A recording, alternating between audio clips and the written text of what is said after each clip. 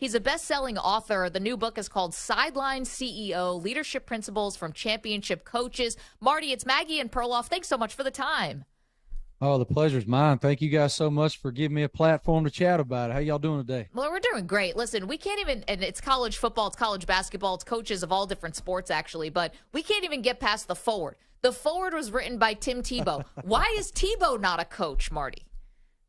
He certainly could be. I hope he's not in a hurry to do it, though. I get the blessing of working with him every weekend in the Southeastern Conference, getting to talk about the game, and he's just such a great man. He's had a tremendous impact on my life and in so many millions of people. I've never seen someone with that level of fame who offers so much time to everybody that wants it. It's amazing to witness, and I know it's a lot to carry for him, but he does it with such grace. I admire that dude. Marty, there's so many interesting passages in this book. I found it really interesting when one coach was talking about another coach. Who is the guy that if you had to pick one guy that people look up to most? So let's keep it to college football, maybe, or actually college, any sport. What's a coach that other coaches talk about the most, in your opinion? Well, in terms of the ones in the book, it's Saban, but overall, I think it's John Wooden. At the very end of the book, and it's still, yeah, I mean, he's the GOAT, I guess. But it was fascinating to me as I was making my way through this project. I ran into Dale Brown, the great former LSU basketball coach of 30-some years. And Coach Brown was just in love with this idea and started sharing with me his relationship with Coach Wooden. And then I get a text asking me for my email address, and he sends me all of this correspondence that he had personally with Coach Wooden before Coach Wooden passed. And I was just like, oh, my word. So I took the opportunity to ask Coach Brown if I could include it in the book, and he was so gracious to let me. So that, I mean, Coach Wooden's grace and, you know, his demand of fundamentals and all the storytelling that came with it, I guess I would say Coach Wooden, brother. Marty Smith is joining us, got a new book called Sideline CEO, Leadership Principles from Championship Coaches. It's a lot of Nick Saban in there. It's a lot of John Calipari. It's a lot of Izzo, a lot of Jimbo Fisher, and a lot of Urban Meyer, which I thought was interesting, Marty, because, you know, he's got all the bona fides from college football. Obviously, things in Jacksonville didn't go quite as anyone would hoped, I'm sure. And some people have look at him in maybe a bit of a different light. In terms of leadership, did you find that he was complicated in any way, or that he was an interesting test case because he did have a pretty high-profile failure on the NFL level? Absolutely did, and he would tell you that. But it's interesting because my personal experience with Coach Meyer came at the college level. And when ESPN injected me into college football in 2014, they put me with Ohio State, and I was the NASCAR guy, you know. And he's told me a story that when I walked in the door, he was like, what the hell, they gave us the NASCAR guy? That's what they think about us? But ultimately, my approach to reporting on his players, he appreciated. And so he wound up giving me time, insight, information that I probably hadn't earned and didn't deserve. And so when I interviewed him, he was actually the second coach I interviewed, and it was before he ever went to Jacksonville. It was during COVID.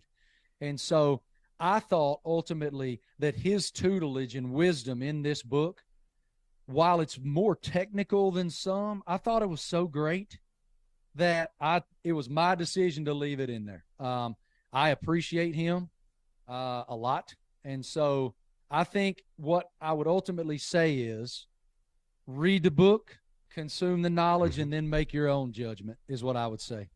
Talking to Marty Smith, author of Sideline CEO. Marty, another thing that struck me is you have several chapters of different facets of leadership.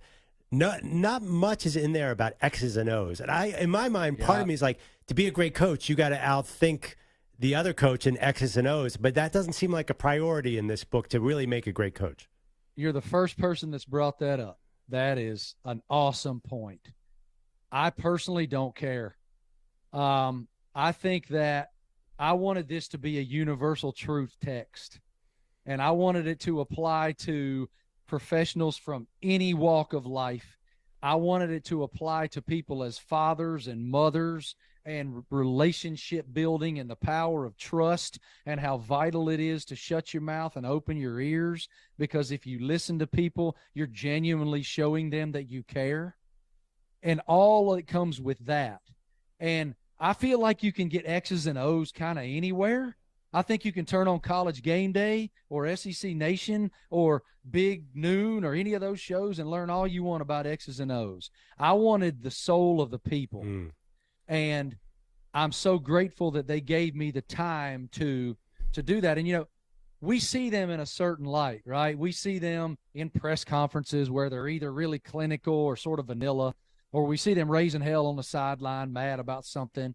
We don't often see them just kind of crack open the door of their soul.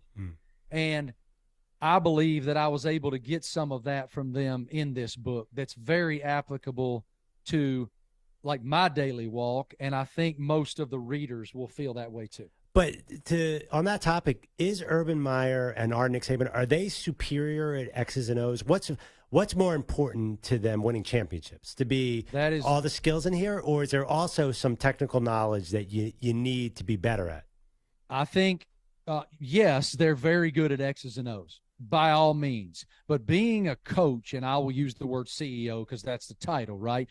If you are elite, you have to be able to reach those players on their level.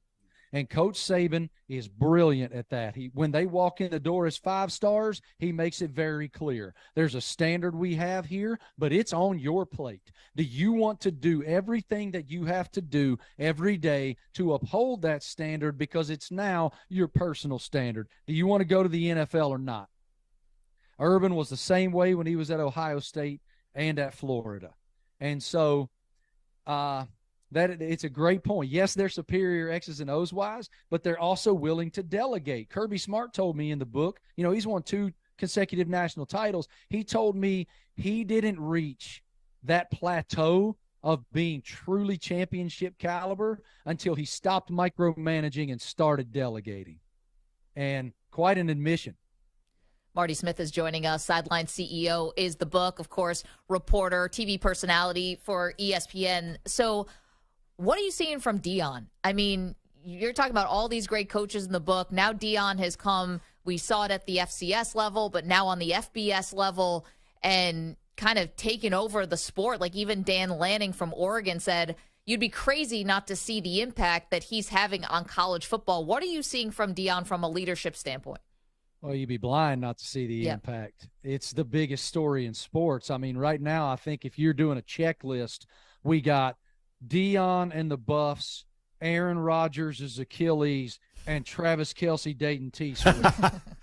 Those are the biggest stories in sports right now. Of course, Dame, Maggie, I heard you mention Dame. Obviously, that's a huge, huge breaking news story right now. Great job, Woj. But nonetheless, look, Deion did something that's very difficult to do. He walked into an irrelevant culture that hadn't had any juice in ages and flipped it immediately. And he did it his way with an authentic approach. Some of y'all are going to be here. Some of y'all are not going to be here. No hard feelings. That's just how this is going to go.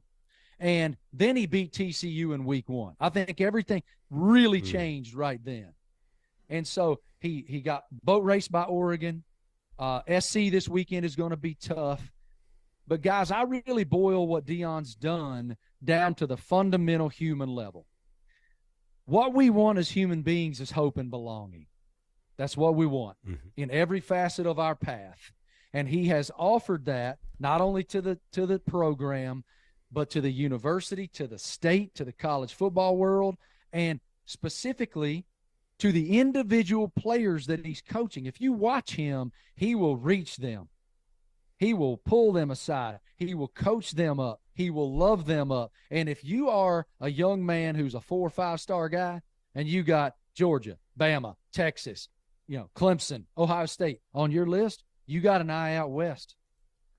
I'm telling you, because I love what he said after Oregon beat him. You better get us now. Marty, this is actually related to Deion in a way. There was a line, I was fascinated with one character. I'll call him a character in here. We all know him. John Calipari, you could get into it with Coach Cal. He had a line, this is from John Calipari, arrogance is the great evil. Immediately, when I think of John Calipari, and I'm sorry because I don't know the man very well, I think, ooh, he always seems to flirt with arrogance himself. I think of him as uber confident. I mean, he'll sit there and he'll tell you all his successes. And Dion, too. What's the difference in your mind between appropriate confidence and arrogance? I think that self-confidence and humility walk hand in hand, and arrogance and cockiness walk hand in hand. And it's a really fine line, though. And you're right about Cal. I think sometimes he crosses that line when he believes that's what his team needs to hear. And he's an interesting cat, man. I do Super Tuesday college basketball, with Billis and Ravitch and Jimmy Dykes, and we do a lot of Kentucky basketball. And he's a really smart man. Everything he does is to take these young men who've been told since they were 11, 12 years old, you're God's gift to hoops. And then they show up in Lexington, and all the other guys that were recruited with them were God's gift to hoops. And you got to tear down the individual and build a team. And that takes a really unique personality to do, because think about it, brother. He can't pass his culture down. His culture, he told me there in Sideline CEO, is everybody eats. Well, he's coaching a bunch of young men who really were the only one that ate for a long time, right? So it is an interesting philosophy, and you're not wrong, man. That arrogance, self-confidence line is thin. Marty, last one. We're doing this interview on Zoom, youtube.com/CBS Sports Radio. It's where the Weedos and the Purple Drinkers hang out. You got a guitar behind you. Whose guitar is that? I'm tethered to my mic, or I'll just grab it for you. So here's what it is. It is. Let me try to. It's like purple and white. Yeah. Oh, nice bar. It's royal blue, black and white, and Jimmy Johnson, the 7-time NASCAR Cup Series champion, we know, is one of my best friends, and that is from when he was racing full time in the Cup Series. And he asked me to host this event he was doing, and Eddie Money. God rest his Eddie Money. Right? Yeah. If I can walk on water. Love Eddie Money. Keep going. All right. So now you do not want me to keep going, Maggie, I promise. Eddie Money and Jimmy signed this electric guitar, and I just happened to be able to be the guy that brought it home. And that was one of the super weird stories. Like Eddie Money that night, Jimmy and I both maintain it was one of the weirdest engagements we've ever had with somebody. We're still not sure what the hell he was talking about. Marty, for you to say it was one of the weirdest, and I have a feeling you kind of find yourself in these situations every now and then. I sure do. You've got that friendly sort of people just want to tell you all their deep, dark secrets kind of face. I'm not surprised that Eddie Money unloaded on you guys that night. Marty, thanks a lot. Congratulations on the book. Got a lot of fun college football this weekend. Love the book, Marty. I mean, I love that style of book. Just so many great. The Roy Williams story on Michael Jordan, I won't give it away. That is great, too. What a tease. It is great. Oh, yeah, about what he said to Michael Jordan coming in. I was like, whoa, Roy Williams said that to Michael Jordan? It's great. I'm believing it's a tease, Marty.